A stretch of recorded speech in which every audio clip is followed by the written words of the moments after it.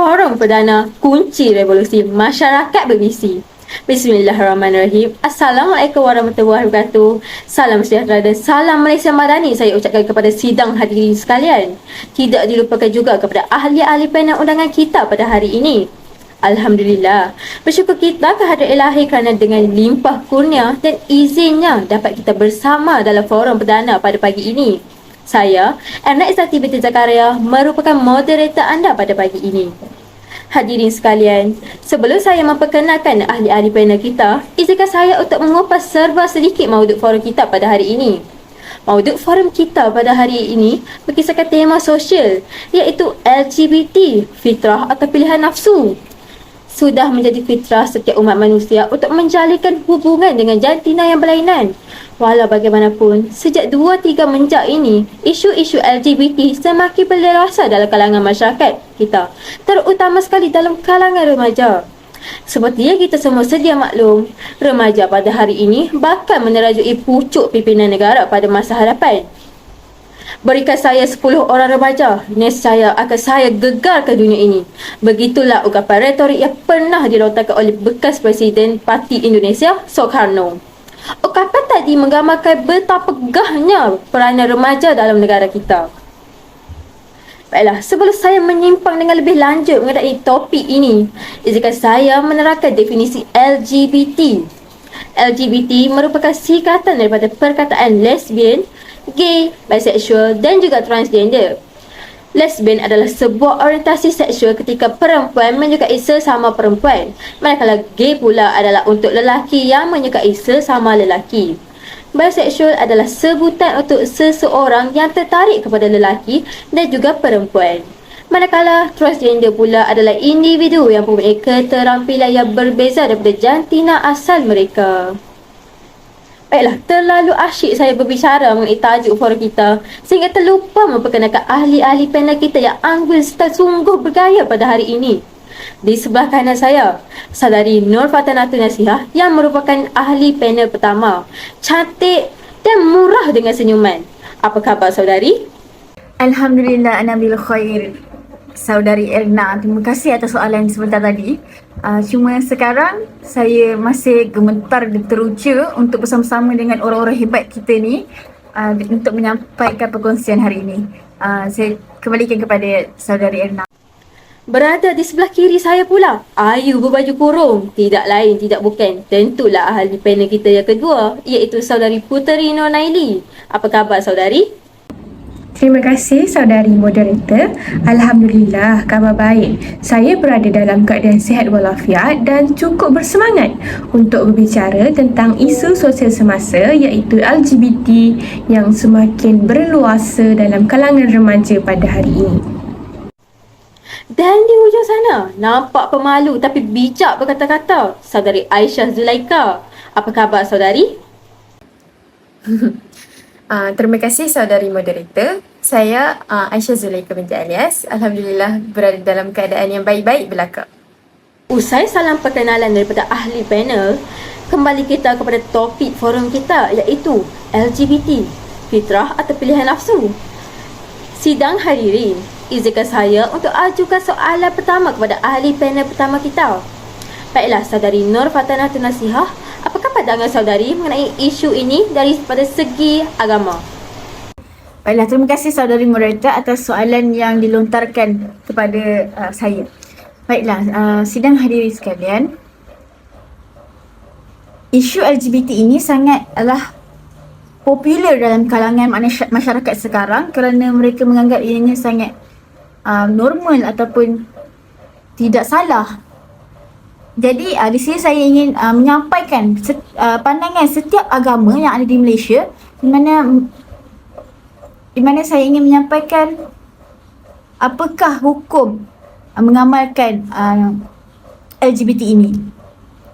Okey, dari pandangan Islam, agama Islam ini menolak 100% sekeras-kerasnya perbuatan LGBT ini seperti firman Allah yang bermaksud, dan kami juga telah mengutus Lut kepada kaumnya, ingatlah tatkala dia berkata kepada mereka, Mengapa kamu mengerjakan perbuatan fahisyah ini? Yang belum pernah dikerjakan oleh seseorang pun di dunia ini sebelummu. Sesungguhnya kamu mendatangi lelaki untuk melepaskan nafsumu kepada mereka, bukan kepada wanita. Malah kamu ini adalah kaum yang melampaui batas. Surah Al-A'raf ayat 80 hingga 81. Berdasarkan ayat ini, ia mengisahkan kisah kaum Sodom, iaitu kaum Nabi Lut, di mana mereka mengamalkan LGBT ini. Ayat ini melaknat. Ayat ini menerangkan bahawa perbuatan LGBT ini sangatlah dikecam dan dilarang sama sekali dalam agama Islam, di mana Allah memanggil mereka yang melakukan golongan LGBT ini pada zaman dahulu, pada zaman kaum Nabi Lut, iaitu mereka adalah kaum yang melampaui batas, dan akhirnya mereka dihancurkan oleh Allah dengan gempa bumi yang kuat yang sehingga menghancurkan tanah Sodom dan akhirnya menjadi laut mati. Kesimpulan daripada pandangan Islam ini, agama Islam ini menolak sekeras-kerasnya perbuatan LGBT dan tidak sama sekali bertoleransi terhadap mereka, kecuali sekiranya mereka ingin bertaubat ataupun ingin kembali kepada jalan yang benar. Seterusnya, dalam agama Yahudi ini juga melarang. Dalam perjanjian lama mereka berkata, janganlah engkau tidur dengan laki-laki secara orang bersetubuh dengan perempuan kerana itu satu kekejian. Bermaksud mereka melarang sekiranya berlaku satu kisah homoseksual. Dan mereka yang melakukan perbuatan LGBT ini, homoseksual ini, akan dihukum dengan sekeras-kerasnya. Ianya juga sama seperti agama Kristian yang juga menggunakan perjanjian lama dalam kitab perjanjian baru Rasul Paulus yang berkata, kerana itu Allah menyerahkan mereka kepada hawa nafsu yang memalukan, sebab isteri-isteri mereka menggantikan persetubuhan yang wajar dengan tak wajar. Demikian juga sama-sama meninggalkan persetubuhan yang wajar dengan isteri mereka dan menyala dalam berahi mereka seorang terhadap yang lain, sehingga mereka melakukan kemasuman laki-laki dan laki-laki, dan kerana itu mereka menerima dalam diri mereka balasan yang setimpal untuk kesesatan mereka. Kitab Roma daripada agama Kristian. Daripada ayat ini sendiri, dia berkata bahawa mereka yang melakukan perbuatan keji itu, iaitu perbuatan LGBT ini, akan mendapat balasan yang setimpal atas kesesatan mereka sendiri. Ini juga berlaku kepada agama Hindu, di mana mereka yang melakukan hubungan homoseksual ini disebutkan dalam Manusmriti, seorang gadis yang mencemarkan gadis lain akan dihukum dengan denda 200 panah dan membayar mahar 2 kali ganda dan menerima cambuk dengan cambuk 10 kali. Ini daripada kitab agama Hindu itu sendiri, yang di mana mereka yang melakukan hubungan homoseksual ini, hubungan sejenis ini, akan dikenakan hukuman yang setimpal dengan perbuatan mereka itu sendiri. Dan juga agama Buddha, di mana mereka menentang sekeras-kerasnya dan memandang keji dan hina perbuatan LGBT ini. Kesimpulannya, dapat saya simpulkan di sini bahawa kesemua agama menolak perbuatan LGBT ini kerana ianya sangatlah tidak beretika dan juga dilarang oleh Tuhan-Tuhan mereka. Jadi kesimpulan akhir yang dapat saya berikan, tinggalkanlah perbuatan LGBT ini, kerana kita sebagai seorang yang beragama, yang memegang kepada satu agama, perlu patuh terhadap peraturan ataupun larangan yang diberikan, yang ditetapkan oleh agama sendiri. Oleh itu saya kembalikan kepada saudari moderator, saudari Ena. Terima kasih saudari Nur Fatanatul Nasihah. Sekarang sudah jelas bahawa majoriti agama di muka bumi ini tidak menyokong perbuatan LGBT. Oleh itu, sebagai seorang Muslim, kita haruslah berusaha untuk mengelakkan diri kita daripada terjebak dengan kegiatan LGBT ini. Seterusnya, saya mohon penjelasan daripada ahli panel kedua kita mengenai kesan-kesan LGBT terhadap individu, keluarga, masyarakat dan juga negara. Silakan Saudari Puteri Nonaili. Terima kasih saudari moderator yang dihormati, ahli-ahli panel dan sidang hadirin sekalian. Seperti yang kita semua sedia maklum, masalah sosial LGBT ini sememangnya banyak mendatangkan kesan yang negatif. Jadi, persoalan daripada saudari moderator sebentar tadi akan saya jawab satu persatu secara terperinci. Pertama sekali, bagi kesan terhadap individu, seseorang insan yang dilahirkan di dunia yang fana ini ibarat sesuci kain putih yang tiada kotorannya, terpulang pada seseorang individu itu untuk mencorakkan kehidupannya sendiri. Bagi seseorang yang bergelar Muslim pula, akhlak yang baik seharusnya dihiasi dengan perkara-perkara keimanan dan ketakwaan kepada Allah. Sebaliknya, kebanyakan remaja Muslim pada hari ini tidak mengikuti ajaran Islam yang sebenarnya. Sidang hadirin yang dihormati, selanjutnya kesan terhadap keluarga.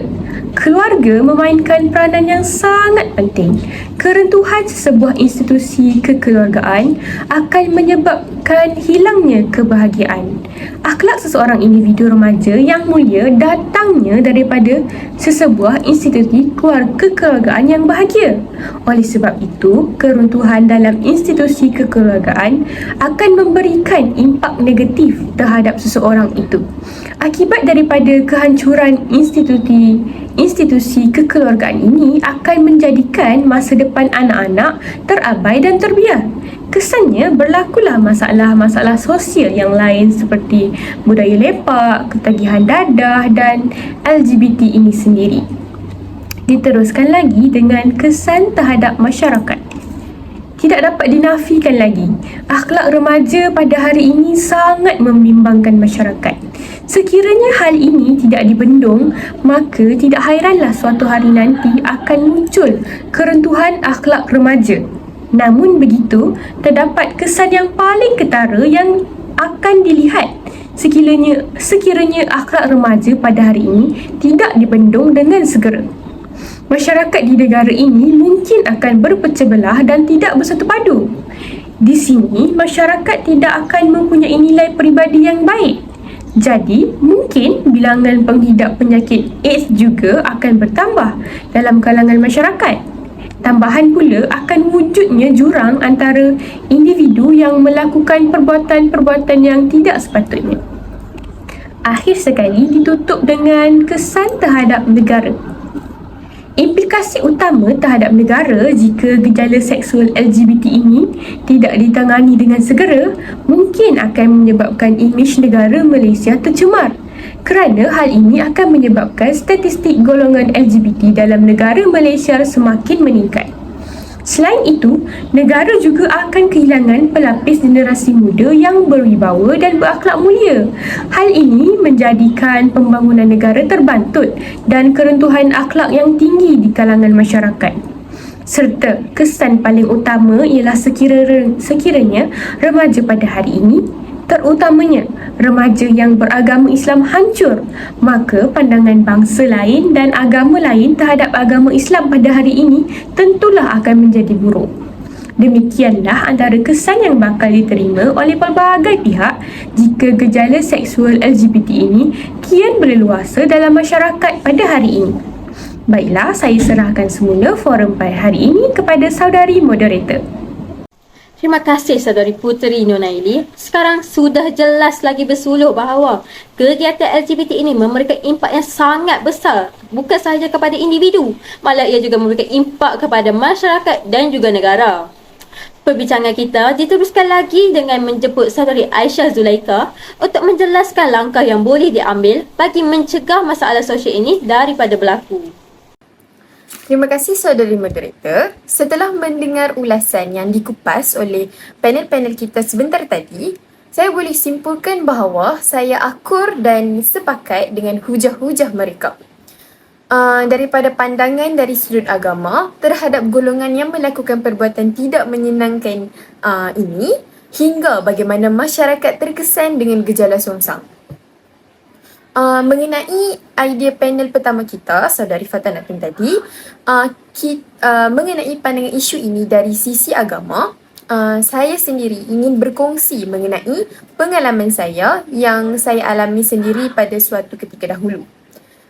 Saya mempunyai rakan yang beragama Buddha dan beliau sendiri tidak menyukai gejala ini kerana agama mereka menegah dari berhubungan songsang ataupun sejenis. Saya tidak sangka bahawa agama lain juga mempunyai persamaan dengan agama kita, agama Islam, mengenai isu LGBT ini. Kemudian, saya juga bersetuju mengenai kesan-kesan yang telah dihuraikan oleh panel saudari kita yang kedua tadi, Saudari Puteri Nur Naili, mengenai kesan-kesan.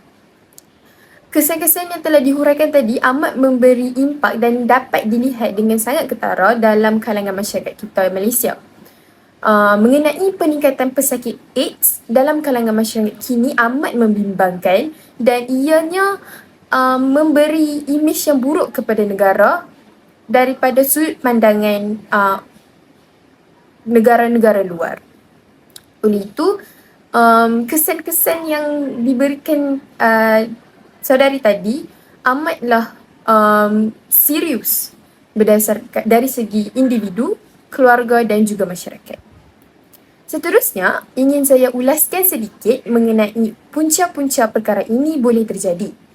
Kita dapat lihat masyarakat kini mudah terpengaruh dengan rakan sebaya dan sumber-sumber luar seperti internet atau filem-filem luar negara yang menyebabkan masyarakat kini amat mudah terjebak dengan perkara-perkara buruk seperti isu yang kita kupaskan hari ini, iaitu isu LGBT. Para hadirin sekalian, ayuh kita bergerak ke isi dan hujah saya. Kita sebagai masyarakat majmuk yang hidup bersama, kita haruslah berganding bahu untuk mengawal dan membanteras gejala kurang menyenangkan ini. Oleh itu, dengan kehadiran saya sebagai salah satu panel forum ini adalah untuk berkongsi dan menyeru para hadirin untuk mencegah LGBT. Terdapat beberapa usaha yang boleh dilakukan oleh masyarakat kita untuk mencegah dan dari berleluasannya perkara ini. Pertama sekali, pentingnya remaja zaman ini dikelilingi dan bergaul dengan orang-orang yang mempunyai moral yang tinggi. Hal ini kerana mereka meluangkan masa bersama orang luar lebih banyak berbanding ibu bapa dan keluarga di rumah kerana pelbagai tuntutan seperti sambung belajar ataupun bekerja sambilan di luar. Pergaulan bebas yang tidak terkawal dan tanpa pantauan boleh menjerumus para remaja yang masih naif dan mudah terpengaruh ke arah perkara-perkara yang buruk. Hujah pertama saya amat berkait rapat dengan salah satu punca LGBT ini berleluasa, iaitu pengaruh rakan sebaya.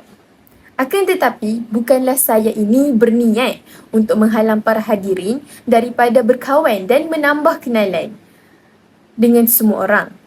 Hanyalah sekadar pesanan bahawa masyarakat perlulah mengukuhkan cara pemikiran dengan adab pendirian tersendiri. Janganlah mudah goyah dengan pengaruh rakan-rakan ataupun orang sekeliling untuk mengelakkan diri daripada terpengaruh dengan gejala sosial.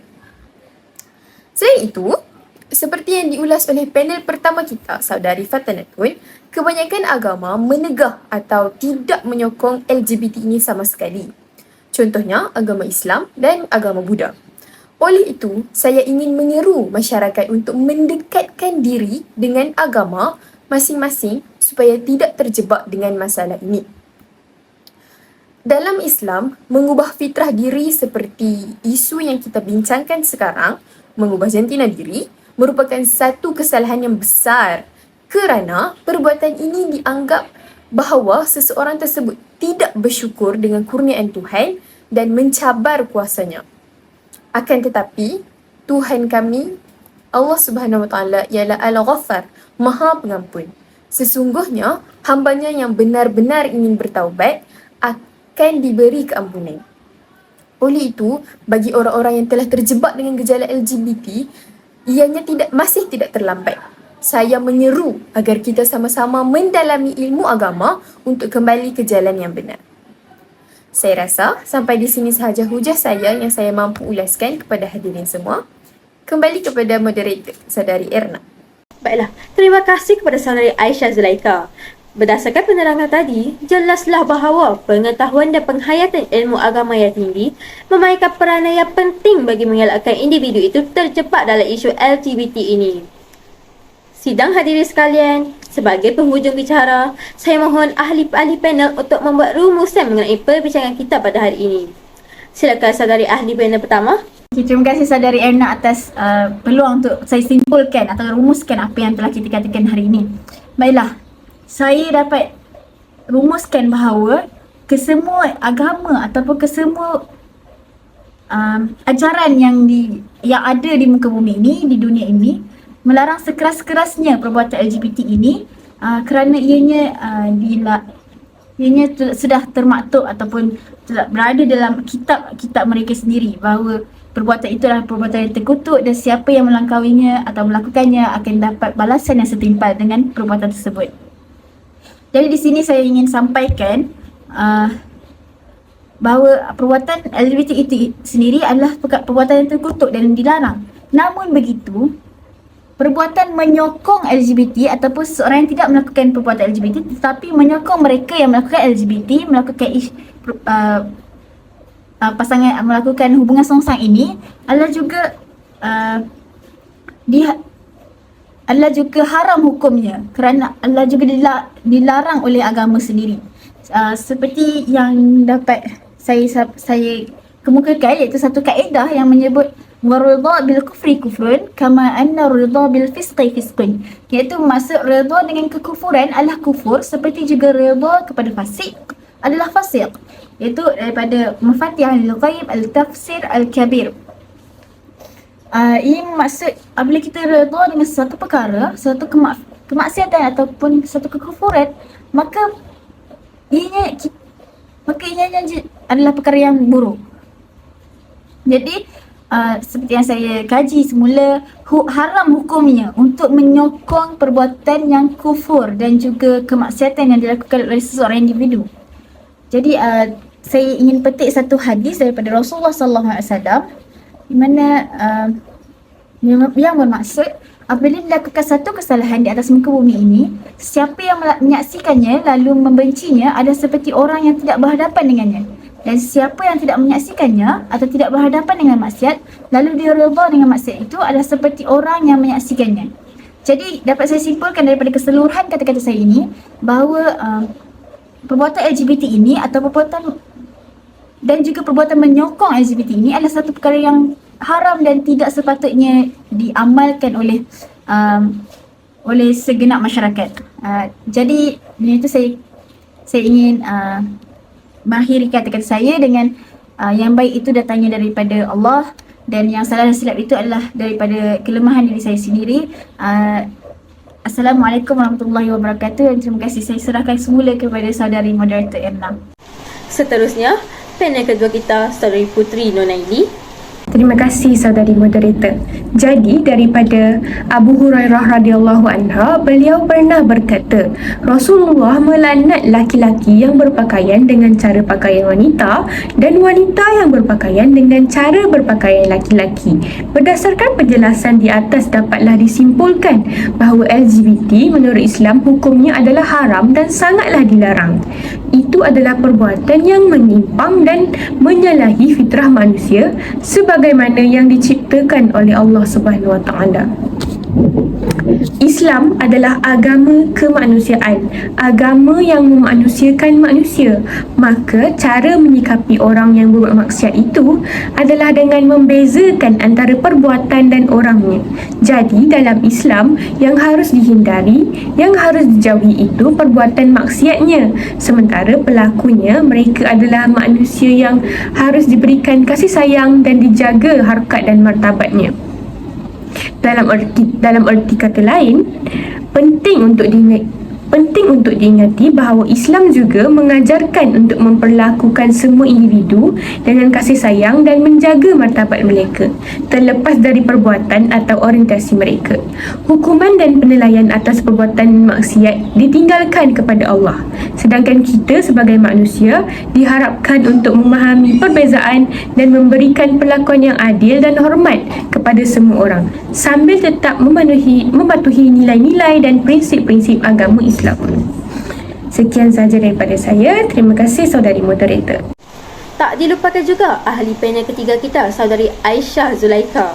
Rumusan yang saya boleh simpulkan mengenai forum kita pada hari ini, saya berharap agar masyarakat kini mula berubah dan tidak sewenang-wenangnya menerima ideologi LGBT dan cuba rasionalkan baik buruk kesan dan kesan LGBT ini kepada semua pihak, individu, keluarga dan masyarakat. Cuma saya ingin, saya mempunyai satu pertanyaan, persoalan yang berada di fikiran saya. Bagaimana orang-orang yang terjebak dan mengamalkan kehidupan gaya hidup LGBT ini boleh tercetusnya perasaan dan gaya hidup tersebut. Kerana bagi saya gaya hidup LGBT ini amat berlawanan dengan fitrah kehidupan. Walaupun mereka mengatakan itu hanyalah firasat diri, saya tidak faham dari mana punca firasat itu boleh muncul dalam diri sendiri. Terdapat satu artikel yang pernah saya baca mengenai LGBT yang ditulis oleh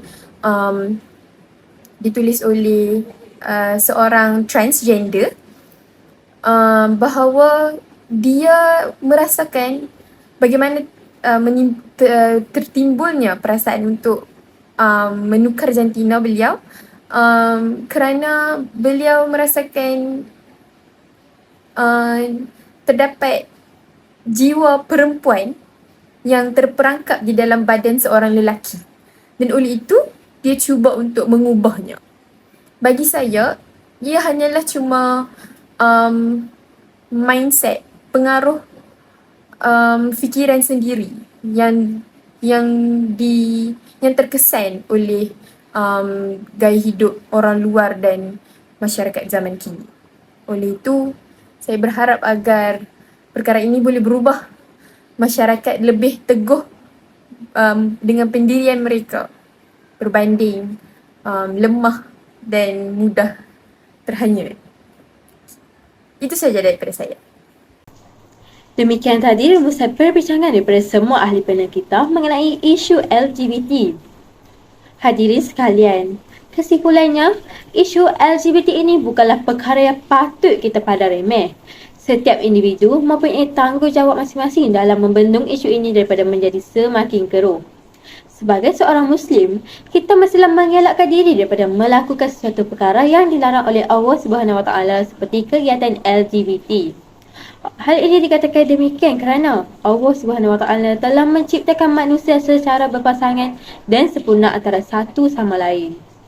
Baiklah, terima kasih saya ucapkan kepada ahli-ahli panel kita pada hari ini kerana sudi hadir dan menyuarakan pendapat masing-masing. Semoga forum ini mampu menjadi wadah melahirkan remaja dan masyarakat yang cakna terhadap isu-isu berkaitan LGBT. Harapan saya agar forum ini mampu memberikan informasi bermanfaat buat semua hadirin yang dihormati.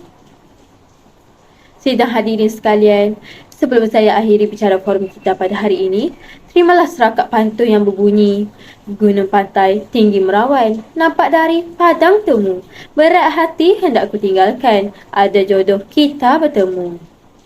Saya mewakili semua ahli panel ingin mengucapkan ribuan terima kasih kepada semua hadirin yang sudi hadir menyaksikan forum pada hari ini. Lantaran keterbatasan waktu, saya mohon mengakhiri bicara ini, selanjutnya mohon mengundur diri. Sekian, wabillahi taufiq wal hidayah. Assalamualaikum warahmatullahi wabarakatuh. Salam sejahtera, salam Malaysia Madani.